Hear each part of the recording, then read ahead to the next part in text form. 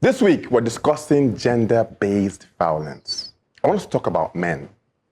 Not because all men are abusers, but because most of the perpetrators are men. And if we're going to solve this crisis, we have to understand how we became this way. From childhood, boys are handed the same script. Be tough, be strong, don't cry, don't show fear, lead, dominate, control. Men are superior, women are weaker, fragile, and of less value. I once asked a 12-year-old football player how he would feel if his coach said he was playing like a girl. He didn't say angry or embarrassed. He said, "It would destroy me." And I remember thinking, if being compared to a girl destroys a boy, what have we taught him to believe about girls? The world of humanity is possessed of two wings, the male and the female. So as long as these two wings are not equivalent in strength, the bird will not fly. And that imbalance begins early.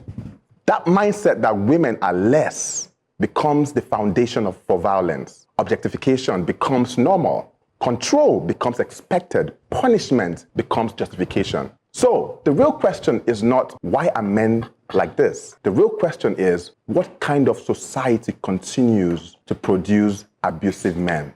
What are our religious institutions teaching boys about power? What do our schools reward, emotional intelligence or aggression?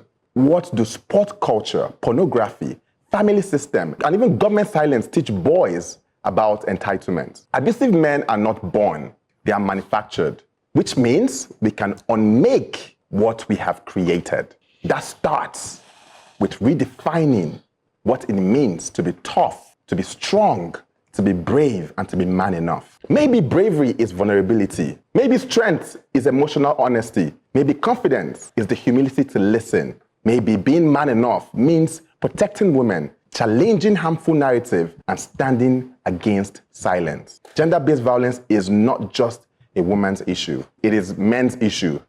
And until we redefine manhood, we will still continue to raise boys who harm the people they should love.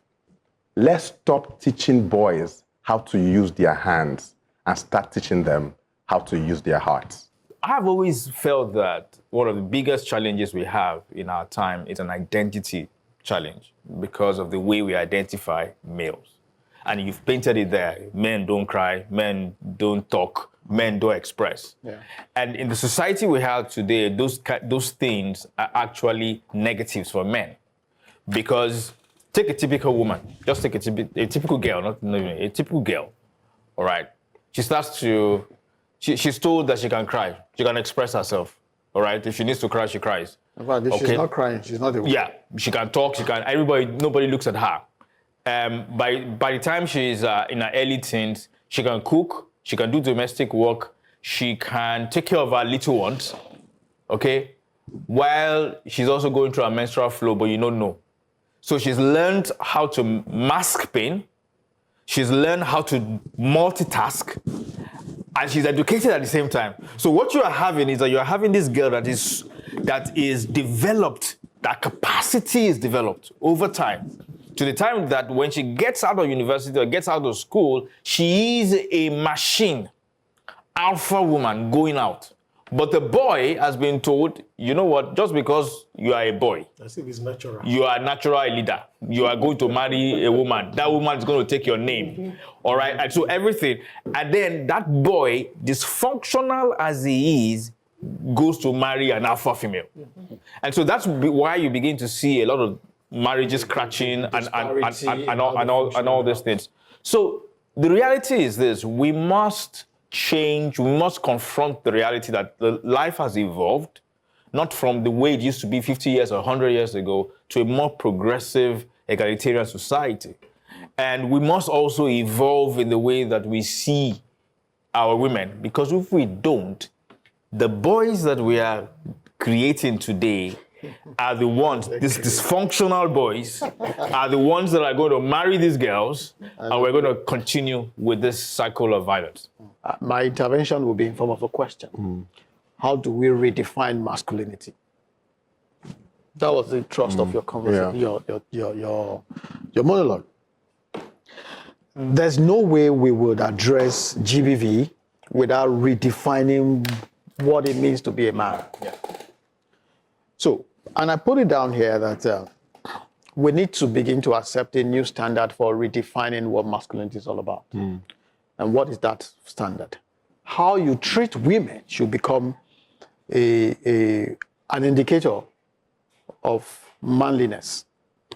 In other words, if you're strong indeed, then why don't you protect those around you with that strength? Exactly. So that becomes a redefinition of masculinity. Another redefinition I think we can also canvas here is we need to start to celebrate vulnerable men. Men who are being deliberately vulnerable, because isolation is becoming toxic. By that I mean you bottle up yourself. We don't know anything about you.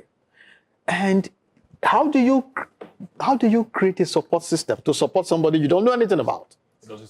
You understand? So Yinka is going through something. I can't help you, man. I don't know what you're going through. But does that also come from the fact that men do not know how to listen to men? That's what we're talking about. That's what we're talking about. So that's where so connection needs to happen. So I need to be able to say, Yinka, oh boy, I'm having erectile dysfunction. Oh boy. The level of comfort we say that that is the problem in itself. You understand? So I should be able to say, Yinka, hey, oh boy, this thing is doing me one kind of. Men do not celebrate men.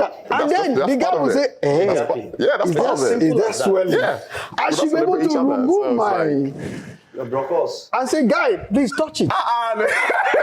Yes, but you see, I think it's too far, bro. No. Hold on. When, God forbid, if that thing kills me, there's nothing like God forbid. You're gone, you're gone. Yeah. Right? We say the youths form 60% of the population.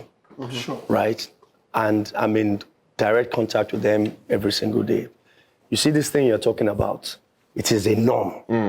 They don't express themselves. They don't communicate with themselves. So, in essence, we are breeding monsters. Yes. Fact. So my question is, now that we're having these conversations, how do we infiltrate to break that, if there's a word, monstrous system that is being created, especially with the fact that a lot of them, they're on devices. Kudos to Lagos State government, please, once again.